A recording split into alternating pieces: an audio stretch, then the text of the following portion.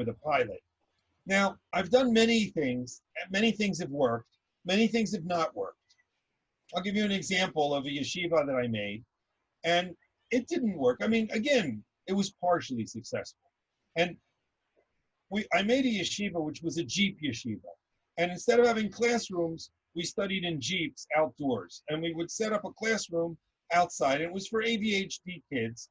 And we would just be out and on the move and study outdoors. And it was really a lot of fun. I really loved it. I had it for about 4 years.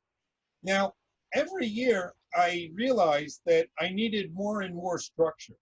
And that the first year everything was outdoors. And the next year I decided that I should really have math and serious Gemara indoors. And then the next year I decided that I should have more subjects until I got to the point where only field trips were outdoors, which was not very distant from a regular school. And then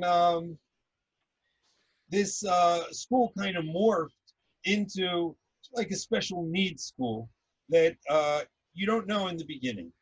Now, what happens when you make the school? Oh, what was the point that I was trying to make? I was trying to make a point out of this. Oh, wow. I hope it's not lost from the world forever. I was going to say an important point regarding entrepreneurs. I didn't say what the point was, did I? I don't think so. You mentioned about something, an opportunity in America. I was going to say an important point for entrepreneurs. Well, it's gone. I guess you're not going to get it. Maybe that's schools. The point.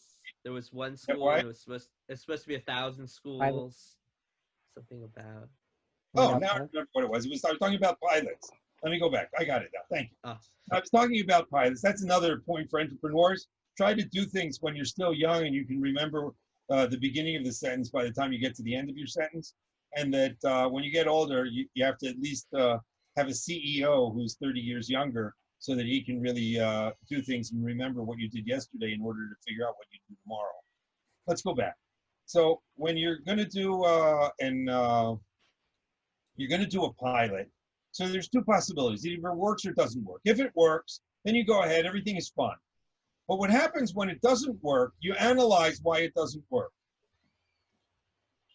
Now, every time we did something, I analyzed why it didn't work. The yeshiva, it didn't work. Like the learning outdoors didn't work.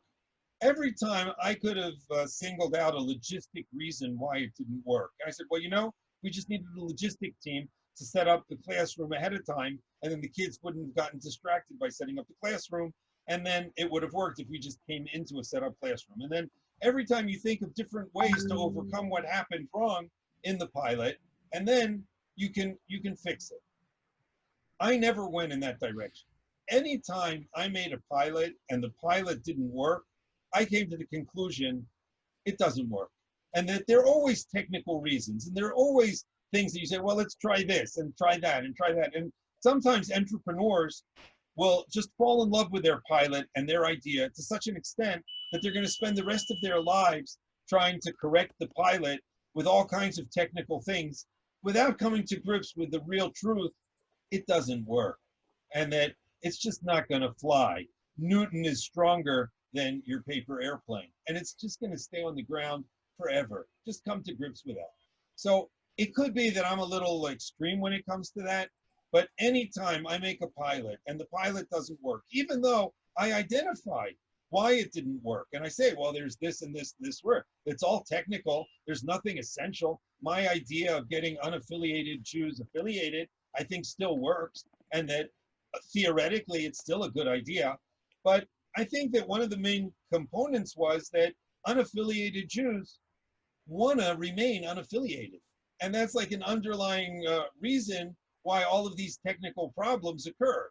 And that if you just address the technical problems without addressing the truth, that unaffiliated Jews don't want to become affiliated.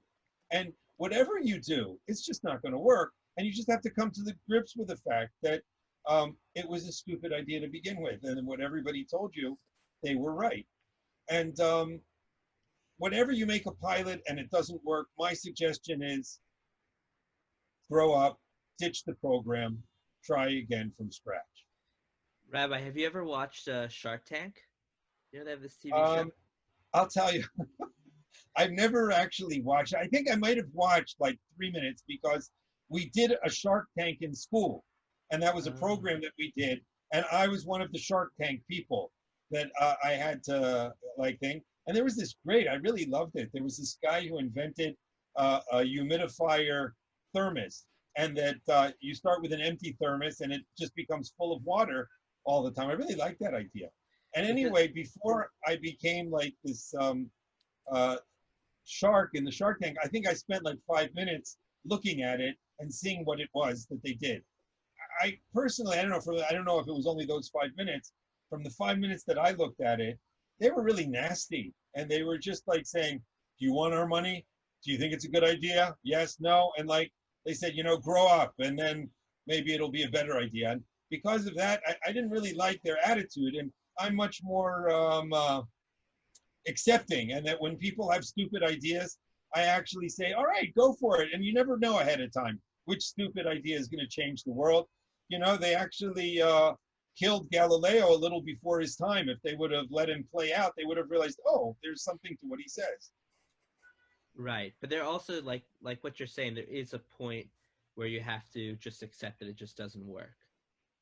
Yeah, So there's a balance. you know what? I think that that's part of what I said before, that you have to be willing to fail, and that you have to be willing to fail in a lot of different ways.